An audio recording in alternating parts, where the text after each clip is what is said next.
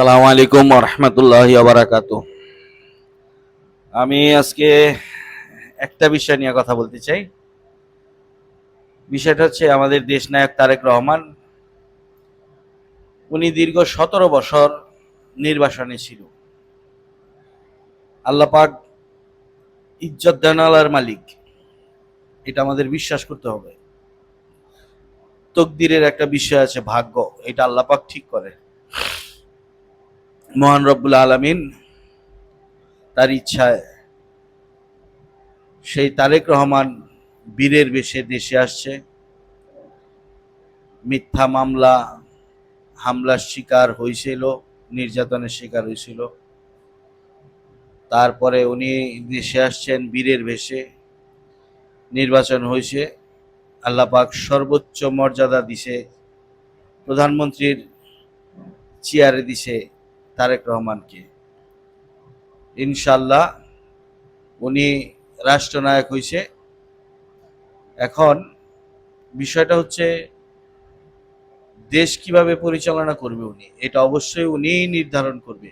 দেশ কিভাবে পরিচালনা করবে, বাংলাদেশের 14 কোটি মানুষ, 14 কোটি ভোটার ভোট দিয়া ওনাকে জয়যুক্ত করছে। ওনার বর্তমান পর্যন্ত যে কথাবার্তা সবকিছুই আমার কাছে ম্যাচুরিটি মনে হয়েছে। উনি অবশ্যই পারবে।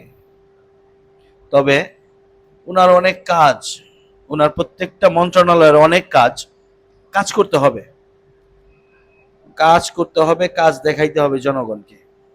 আমি আশা করি দেশ নায়ক তারেক রহমান সাফল্যের সাথে 5 বছর তিনি অতিক্রম করবে ইনশাআল্লাহ। এবং এবং মহান রব্বুল আলামিন যদি বাঁচিয়ে রাখে, ইনশাআল্লাহ আগামী 5 বছর তাকে জনগণ বিপুল ভোটে পাশ করাইব, এটা আমার আশা।